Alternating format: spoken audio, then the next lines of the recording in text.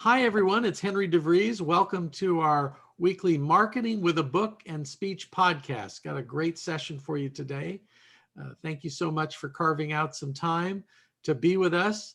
And this is where we showcase people who can help you with your marketing with a book or speaking to promote a book. We always say that publishing a book is the number one marketing tool. Speaking is the number one marketing strategy. And that the race really begins, the starting line is when you publish the book, not when you finish the book. So I got that mixed up. The starting line is when you finish the book. The race keeps going from there. So here we go. I still don't think I got that right, but Joel's going to set us straight. We have an author today, Joel Goldberg, who's going to be with us. And first, Joel, we like to do an author roll call. So I want everybody to unmute themselves. And we'll start with David, and then Jackie and Brad. So tell us your name and your book. David, whenever you're ready. Thank you, Henry. My name is David Goldman, and my book is The Road to Happiness. And my forthcoming book is Can You Hear the Harmony? Thanks. Jackie and Brad. Okay, hi everyone. I am Jackie Clustabor, and my book is My Earthquake Preparedness Guide. How about Brad? And then we're going to go with Diane. Hi everybody, nice to be here. My name is Brad Pierce, and my book is called Sustainability Mind Shift. Thanks. And then did I say Diane and then John? Hello, my name is Diane Ployce. My book is Questions to Ask When Selecting a Franchise. Thanks. And John and Mark. Hi, I'm John Lockhorst, and my book is Mission Critical Leadership. Thanks. Mark and then Bill. Hi, my name is Mark LeBlanc, and my book is Defining You. Okay.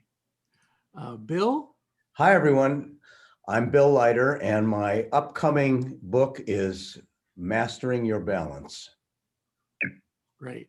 And I think we got everybody there. And thanks to our producer, Suzanne Hagen, for helping us put these together. So let's go. Let's get into it. We're going to hear from a new author, Joel Goldberg. Joel, when he's not helping the Kansas City Royals with television broadcasts, he's helping companies with presentations. He runs a speaking business out of Kansas City.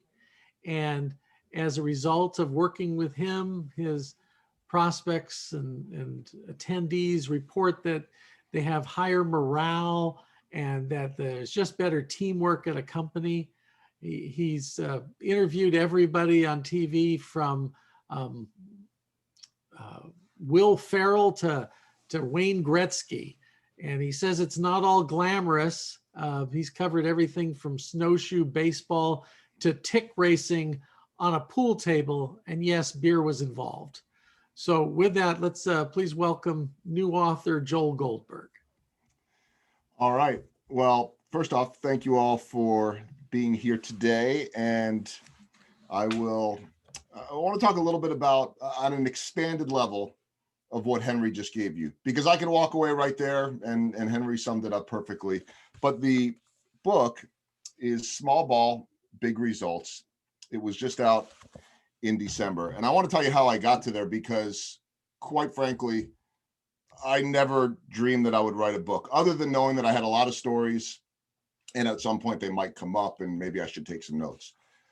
But I grew up a diehard sports fan outside of Philadelphia and then Chicago. We moved there when I was 13. I drove people crazy. I drove my teachers crazy. I could remember as early as 7, 8 years old, teachers complaining to my parents that all I wanted to do was talk about last night's game. I also knew very early on that I had no chance of playing sports at a higher level. I wasn't awful, but I was more close to awful than great. So I knew there was no professional sports career, but the dream was to go on TV and to be able to talk about it. I wanted to be the local sports anchor or sports center when that became a thing. And I made it. I ended up breaking into television in 1994 out of the University of Wisconsin. I had a job in a town called Rhinelander, Wisconsin, which is, I like to say, as far north as the end of the earth. It was somewhere near the Upper Peninsula of Michigan. I went from Rhinelander to Madison, Wisconsin, then went to St. Louis the day after Mark McGwire hit his 70th home run. I just missed that, but I covered 2 World Series and 2 Super Bowls there. And then I made the move with my family here to Kansas City in 2008. And it was one of the greatest moves and decisions of my life, which people didn't understand at the time, because I went from covering a great baseball team and tradition in St. Louis to one that had not a whole lot going on in Kansas City. One of the things that I like to tell my speaking audiences is that my speeches, and the book for that matter, it's not about baseball. It just involves a lot of stories from baseball. As the late, great Buck O'Neil, and I like to work in bobbleheads sometimes, Buck O'Neil, legendary Negro Leagues player, coach, manager, he had a quote where he said, "Nothing better than baseball. It teaches all the lessons." And what that means to me is that baseball takes place every day when the season goes. We oftentimes can work 18, 19, 20 days in a row, traveling on the road, home. Whatever happens today is over. You have a bad day and you move on and you have to focus on tomorrow. The show, as I say, always goes on. Football, you get a week. A lot of the other sports, you get a few nights off. But life goes on. And I learned this my first year in Kansas City in a couple of ways.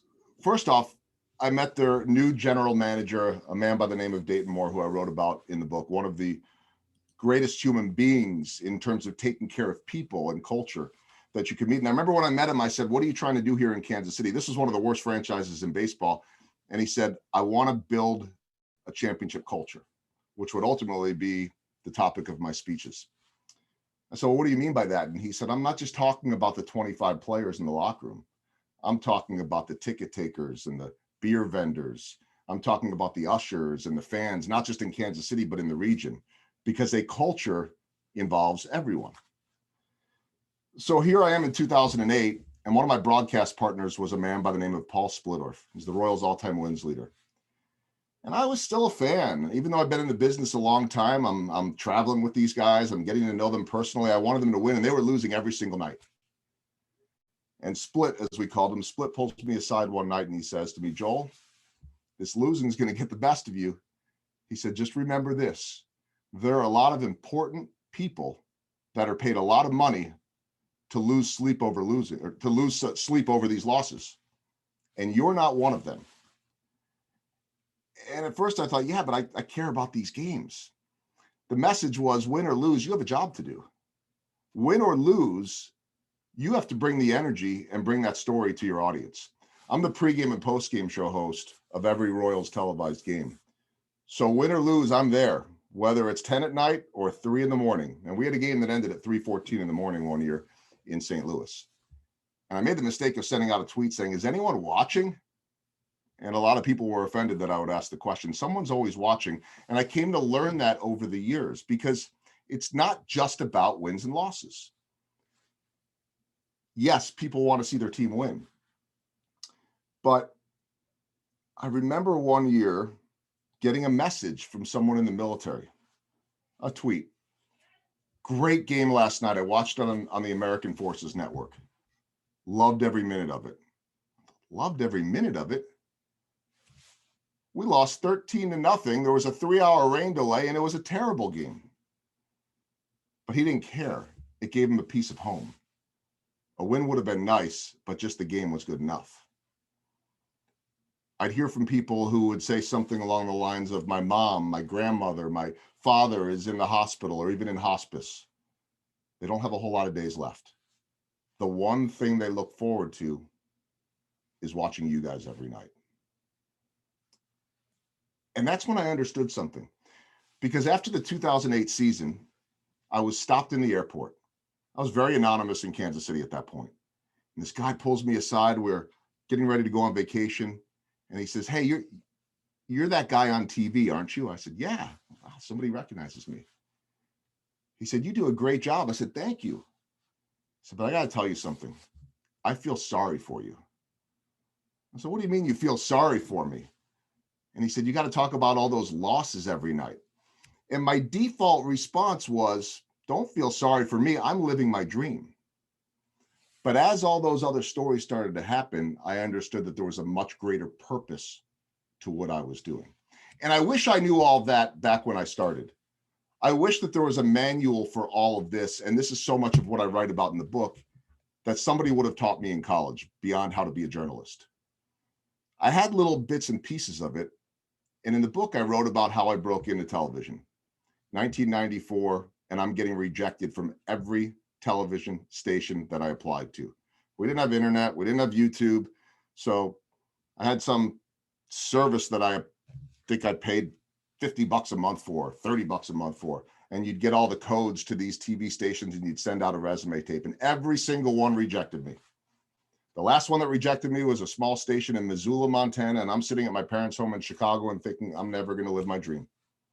So I picked up the phone, and I am not a cold caller, but it was too important to me.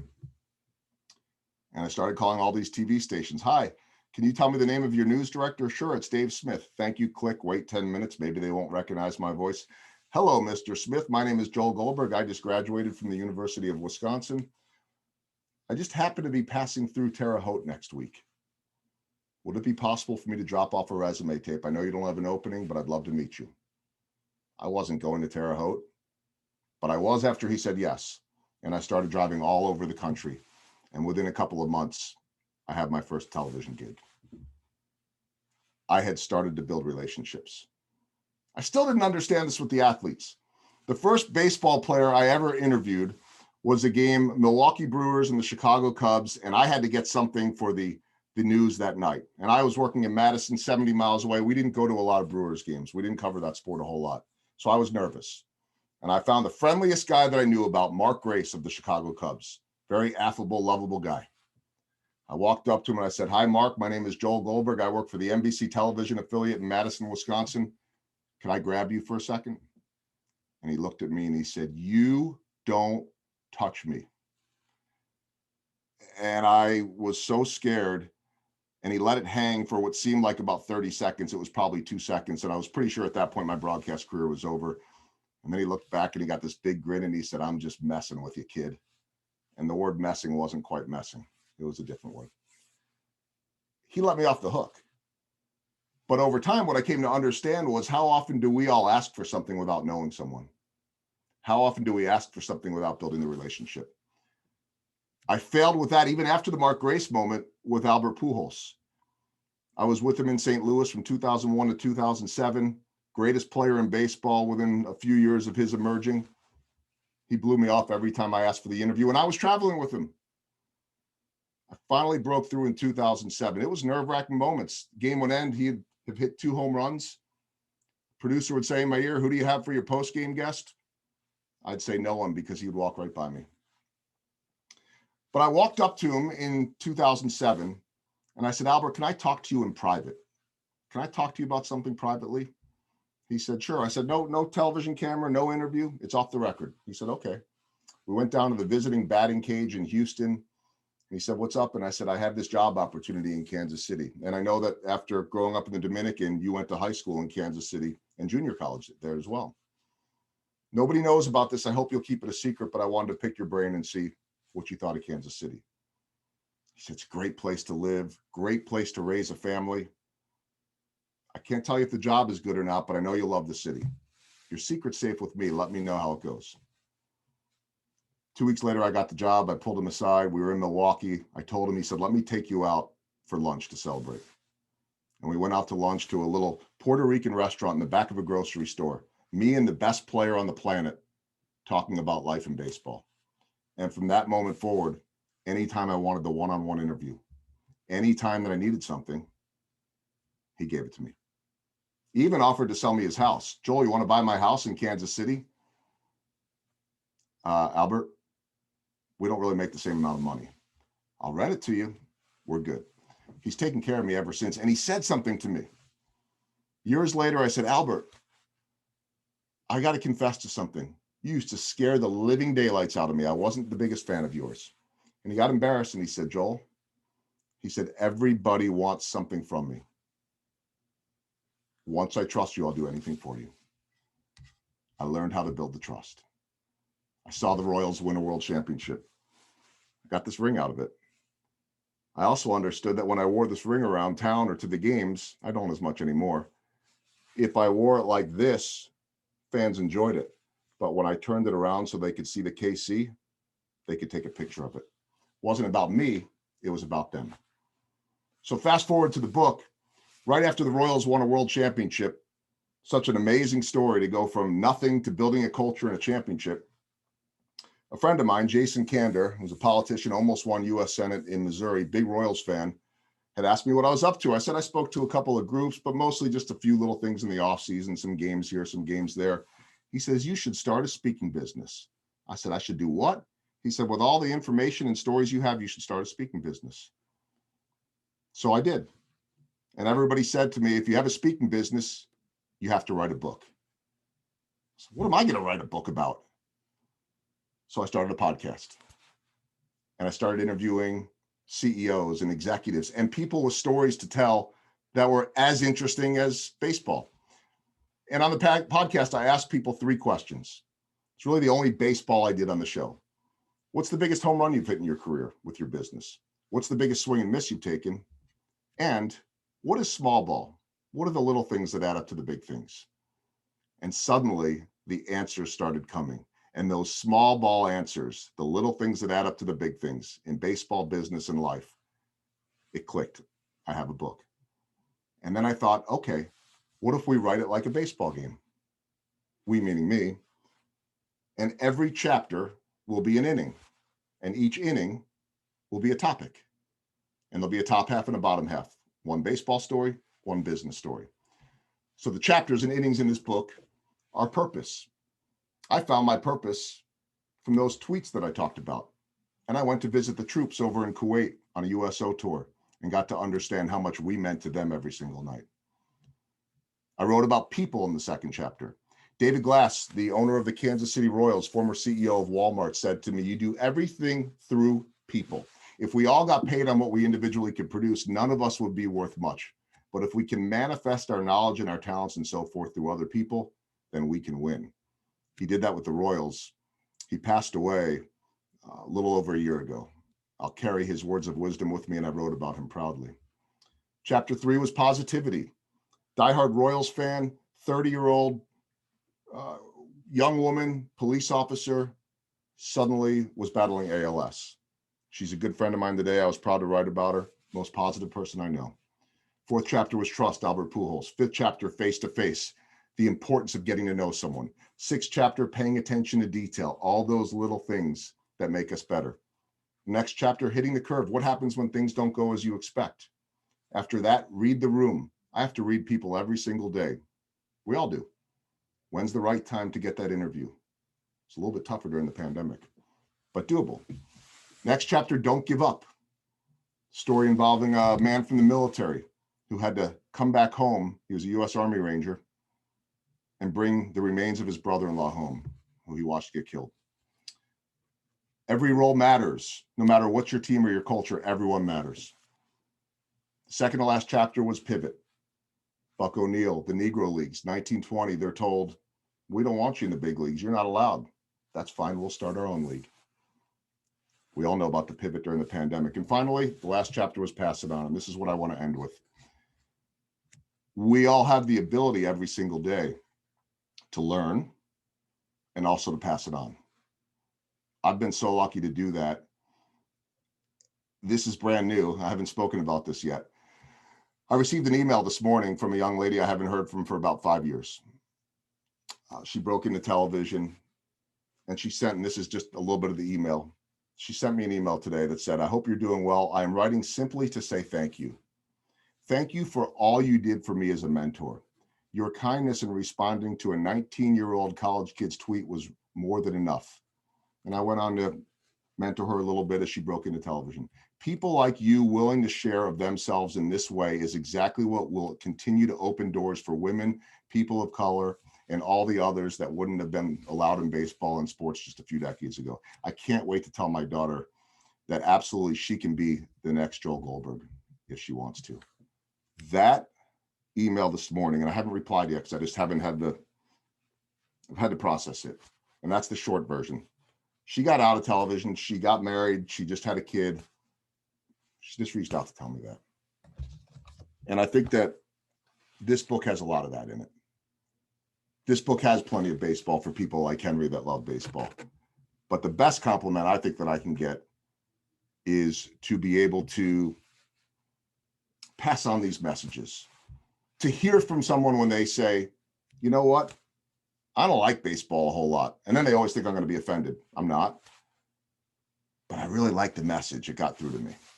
It's the power of storytelling. I believe that my superpower is storytelling and putting people at ease. And it's great to have all of you here today. Thanks for allowing me to share. If anyone is interested in a copy, and I can get everybody a PDF copy, please leave your email in the chat box. I'm happy to send you that, or a book as well. And I appreciate everybody listening today. Thank you.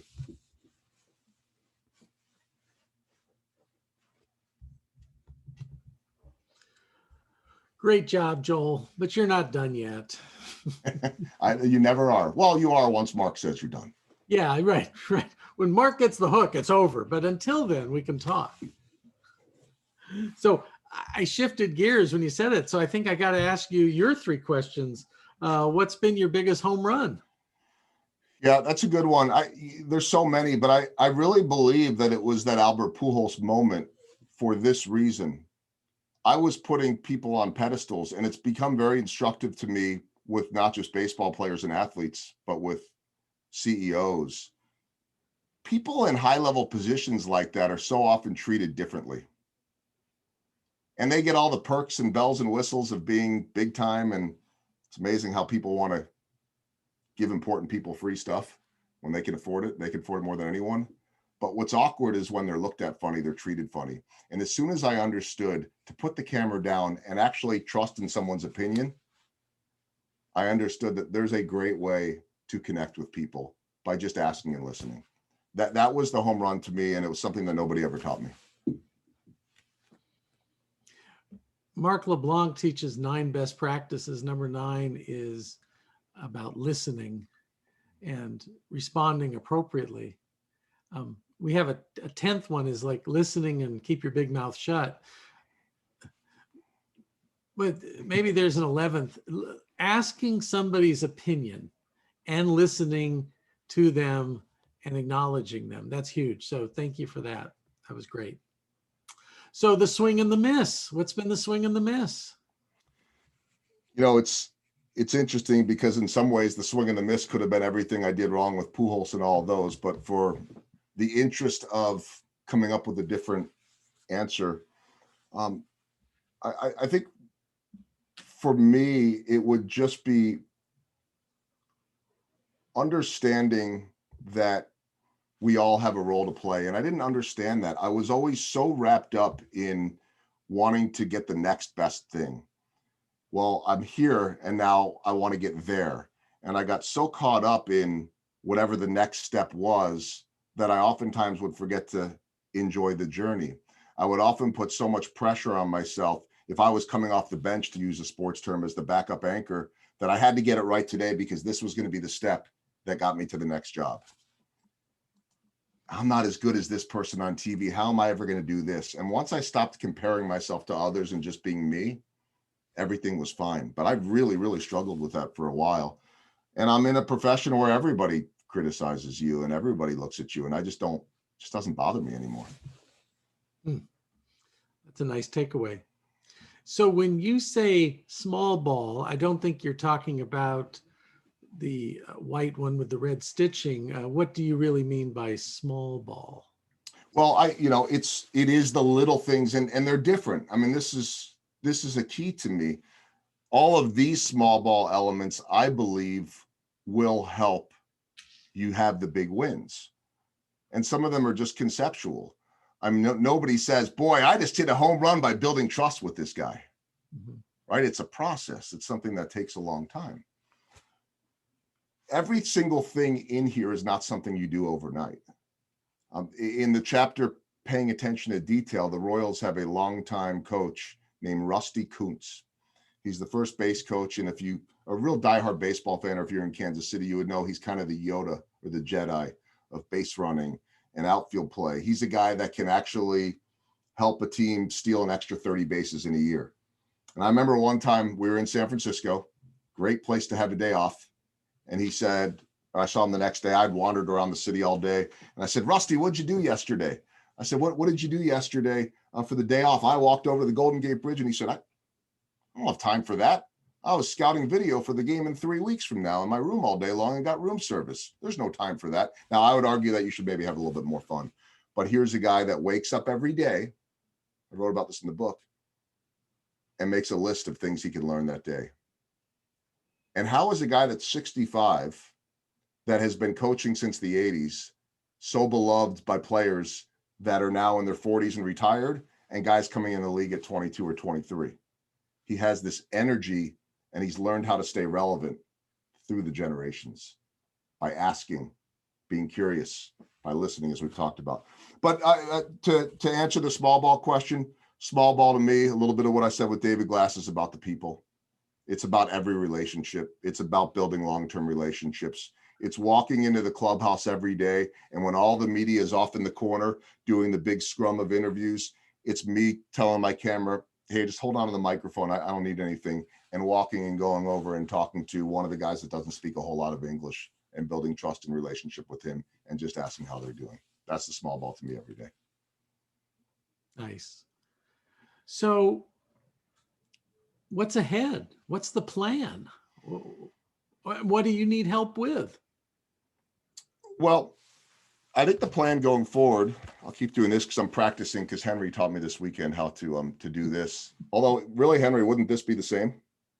In my case? No, that's well, since you put your face on the cover of the book, it is redundant, but for most of us, it's our face and our cover. The gentleman up on top of the screen, Mark LeBlanc, informed me before the thought even popped into my head that there are 2 more books in this series. And my first thought was, can we wait a little bit, Mark? Can we at least get to, a year out? So I will take the year off from writing, and then we'll get back to it again next year, because as long as I'm doing my Rounding the Bases podcast, as long as I'm doing baseball games, the stories keep popping up every single day. So there'll be more versions of this, and then it'll be small ball, big something, and we'll work on that. I think we already have some ideas, but I don't know if I'm allowed to say those yet or not.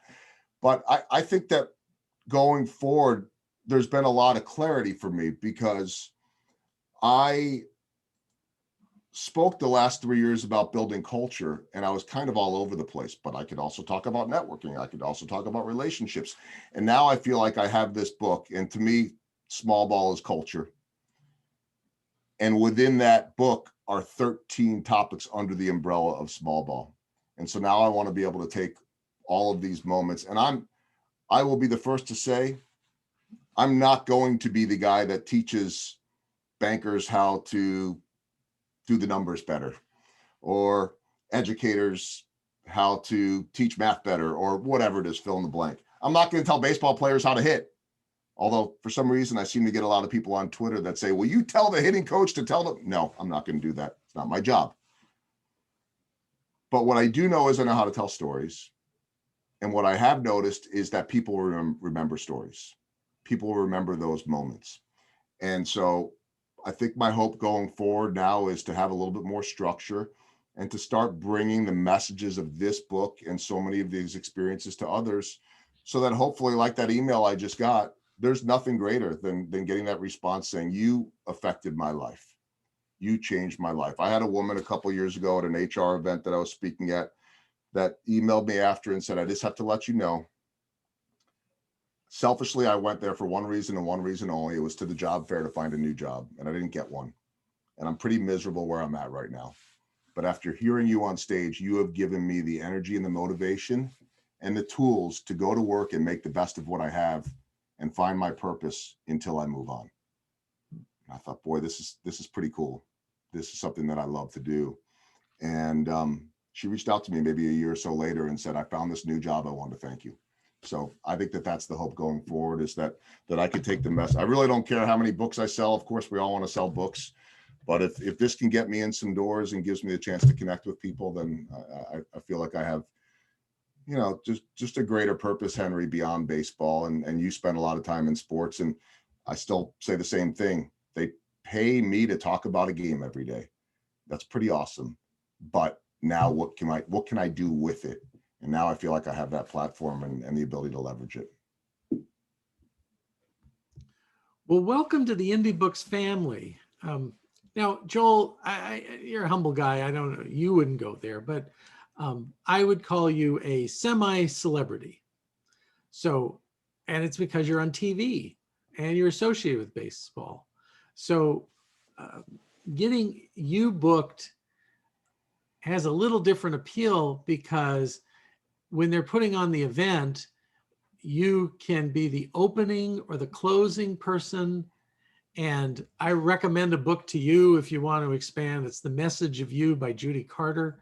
And Judy was a stand-up comedian who found out you can make a heck of a lot more money as an opening or closing speaker. And what you have to do is start the meeting off with a bang or end it with one. And then they're going to put all the boring people in between who's going to cover the new tax reporting form and the strategic initiative that they're doing with the TPS report. So you have a lot more potential in this business here. I know Mark likes to say we're all in love with our potential. The potential I wanted to bring to everybody else's attention is the family cross-promoting each other. So, are there ways you could go on and endorse each other's books? Or I contacted Joel today. I have a speaking gig. It looks like it'll be in the fourth quarter in Kansas City. I'm looking for ways to bring him in on that. I introduced him to Jeff Foley. I knew that you'd done the thing in Kuwait, and Jeff does a lot on leadership, and maybe there's something that you could do together. That Jeff has a love of baseball. He played center field for West Point. So there's these connections we have, and the more we learn about them, we're able to cross-promote each other. That's part of what the family is about. So looking forward to a lot of you getting to know Joel in the days ahead. Now, let's see. I was seeing there are questions. Question, Joel, from Jeff is, what's your favorite baseball movie? Or if you have a couple of favorites, share them, please. Yeah, I will. And good to meet the General. One of the cool things, and I'll email you later, General. I think one of the really cool things about my job is the access I get to people like you. And I don't mean you. I mean, obviously we all have access to each other here today, but whether it was going over to Kuwait on that USO tour, which, by the way, and you'll understand this, I'm off tangent a little bit here, but I was just so struck that the troops were all thanking us and we were trying to thank them. We watched a baseball game and broadcast a baseball game at 3:30 in the morning at Camp Buring in Kuwait, live on television.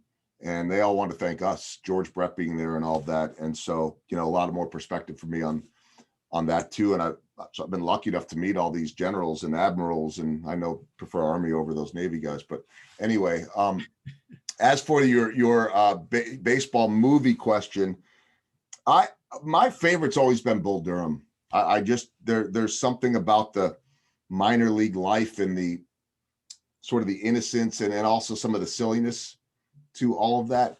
I love that movie. And then all the rest of them obviously are great. I mean, The Natural is a great movie. Field of Dreams gets me every single time.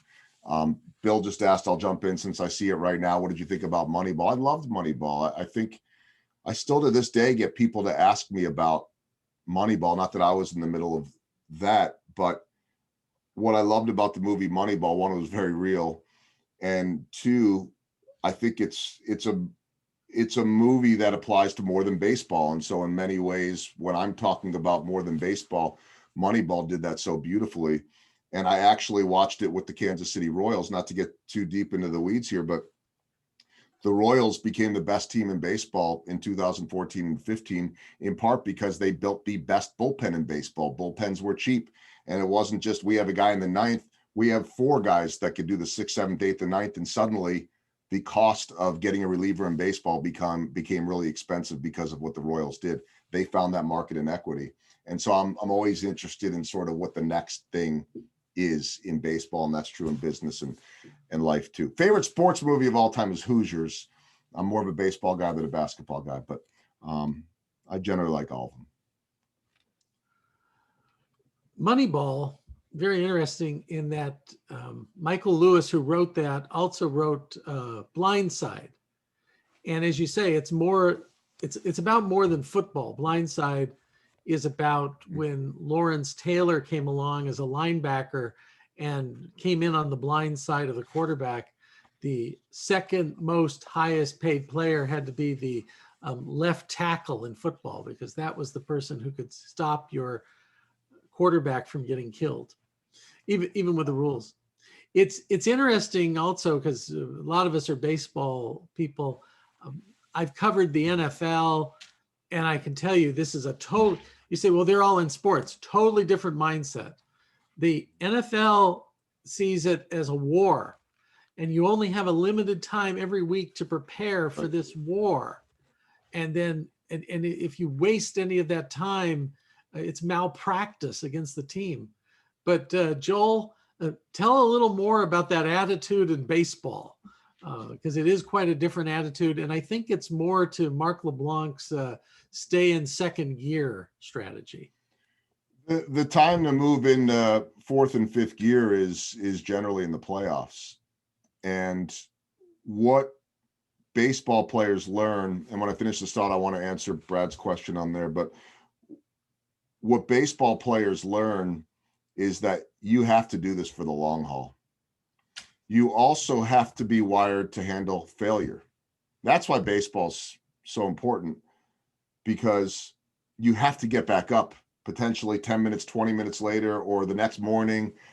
And I experienced this my first year in 2008, because I went from St. Louis, where I rotated jobs with other guys on a staff, and we rotated between hockey and baseball and other things, to being 100% baseball here.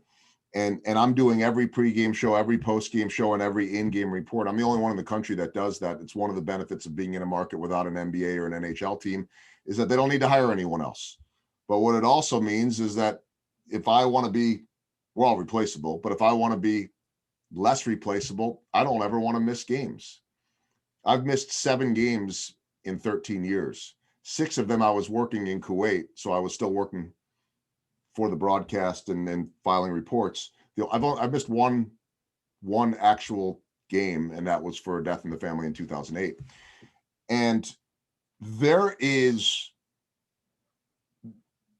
a pace that you have to have to this, or you're not going to survive. And when we moved here in 2008, I had a 5 and a 2-year-old at that point, and I remember just flipping out. I think my wife wanted me to do this, this, and this, and I was so overwhelmed because of how many days in a row I'd been working that I just remember leaving the house so overwhelmed. And I think my father-in-law told my wife, because he'd been a traveling salesman forever, hey, you guys are gonna have to figure this out and have some balance here, because he's not going to be able to do a whole lot. And I remember how overwhelmed I was. This was early May. There were still over 4 months to go on the season. And now what I've learned over the years, and I think this is true for baseball players too, is that you recognize when you get in those moments and you understand how to get out of them. And it's not the same every year, but I will hit the wall sometimes in June, sometimes in July, sometimes in August, sometimes in May. And I just have to find ways to recharge, and then I'm fine. And then when I get to the All-Star break, 4 days off seems like a month off. And I recharge and I'm fine. There was one year I couldn't recharge from the All-Star break. I think it was after the World Championship, and I was flat the rest of the way. And you find a way to fight through it. And the last thought on that, Henry, it's actually one that I share with audiences, and I think it's really important. So we have a player on the Royals by the name of Hunter Dozier. He was a first-round pick. I placed third base, first base, outfield. Great guy. And he was struggling a couple of years ago, and I was interviewing him in April, and he said, there's nothing worse in baseball than struggling in April. Because if you have a bad 2 weeks in July, it's just a bad 2 weeks surrounded by all the rest of your numbers. Think about your numbers in your business or whatever it is. But sometimes when it's a bad January and that's all you have to show for the year, it hurts a lot more. And he said to me, it's not easy being a baseball player, and you step up and you're looking at the biggest television screen in the world that tells everybody how bad you are, and you're seeing how bad your numbers are. He said, so at the end of every game, I go back to my laptop. And this is a younger guy at the time. He was 26 when he told me this. And I add my own numbers. He's not cooking the books. He says, if I hit the ball hard, I give myself a hit. If I moved a runner over and made an out, but I did something to help the team, I give myself a hit. And if my numbers show that I'm batting 500 based on being productive, then I just trust that everything's going to be okay. And I won't let the numbers on that board affect me. It's a great big picture thinking. But if I'm not doing what I'm supposed to do, then I hit not the panic button, but now I know that I've got to go in there and work and change some things up. That's, again, one of those beautiful lessons of baseball. Can I answer Brad's question? Sure, go ahead. I don't want to ignore that. I did a 7th inning stretch in the book. And I suppose the next one will have a 7th inning stretch. So maybe that'll be mindfulness.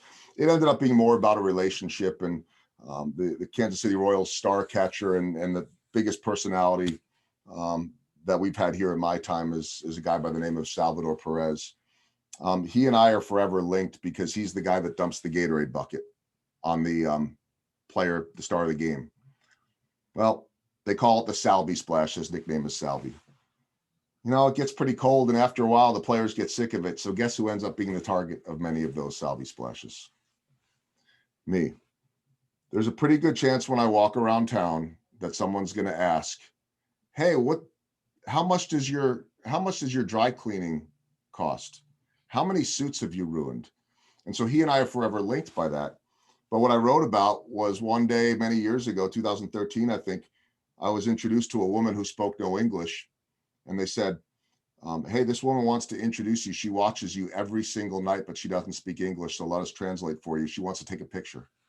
I said, oh, okay, that's great. She watches you in Venezuela every night. This is Salvador Perez's mom.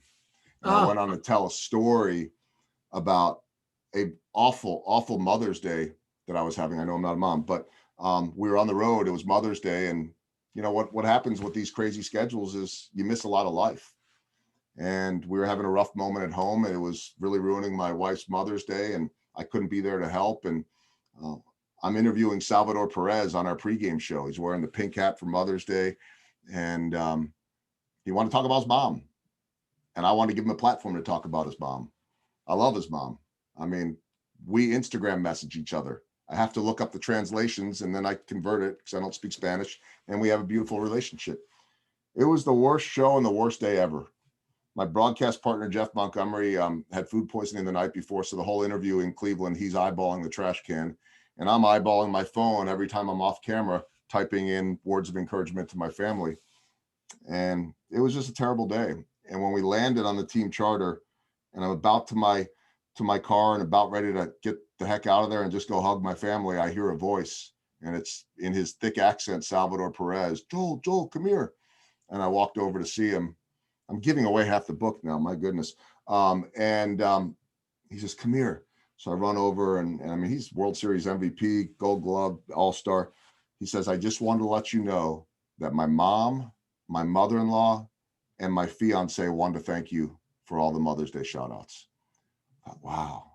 No, that's why we do it. So I wrote about that in the 7th inning stretch, and just the power of connecting with people. So did that cover the mindfulness thought? I mean, I suppose all of it is mindfulness to some extent, although I believe Brad's talking about a different part. I'll do something on mindfulness. I mean, I'm amazed at the amount of people that I'm meeting every day that are experts, in the mindfulness and the deep thinking of being in the moment and the journey and slowing things down and all that. So there'll be something there. If it helps people and it's relevant to something beyond baseball, it'll work its way into the next book. Can I put one of our authors on the spot, Jeff Foley? Jeff, with a question? Because I'm curious. I'm a curious guy. So you need to unmute yourself. Yes, you were sir. talking about that pace in baseball. Another one of my clients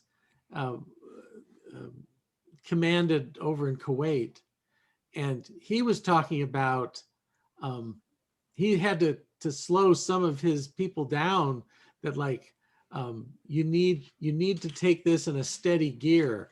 You want to like be up all night and do everything you can, but this is more of a slow and steady wins the race type of approach. Do you have a feeling about that?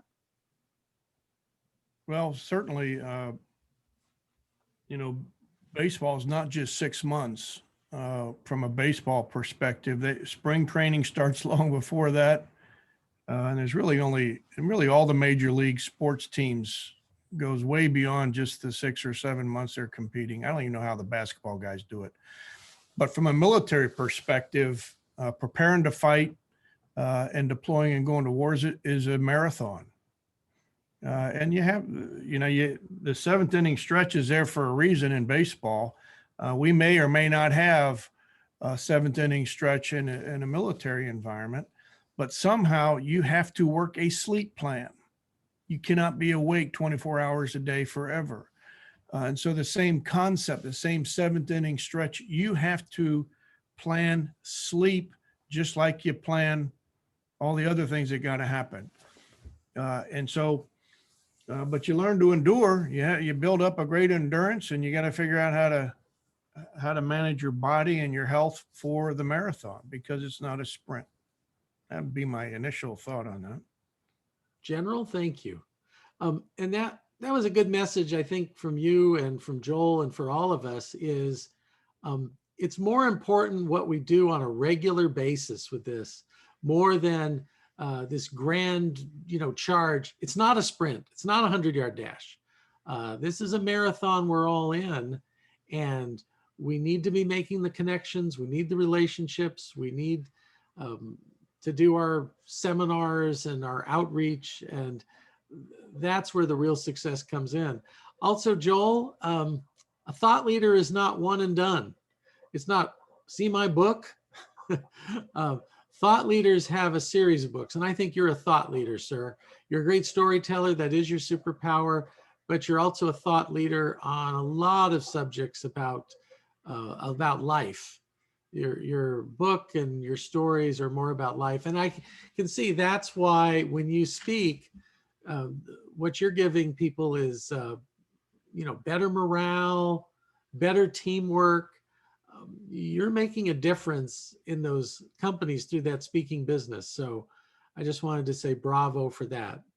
Thank you very much for spending time with us. Thank you for everybody who shared today. And I just wanted to give a closing shout out to Suzanne. You're doing a great job producing, Suzanne, and we really appreciate you. So thanks, everybody. We'll see you next week or any week. This is also an opportunity. If you have a question that you wanted to get to Mark or to myself or Suzanne, shoot it in the chat box. If you have somebody you think we should have on, would love to hear from you with an email. So the last thing I wanted to lead with is, for years, I've used a strategy where I just happen to be in some city for someone I need to meet.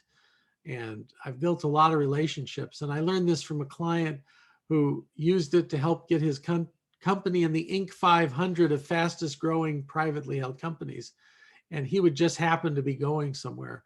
But from now on, I'm going to call it the Joel Goldberg, I just happen to be in Terre Haute strategy. So it'll be named after you forever. Thanks, Joel. So thanks, everybody. And we'll see you on future podcasts.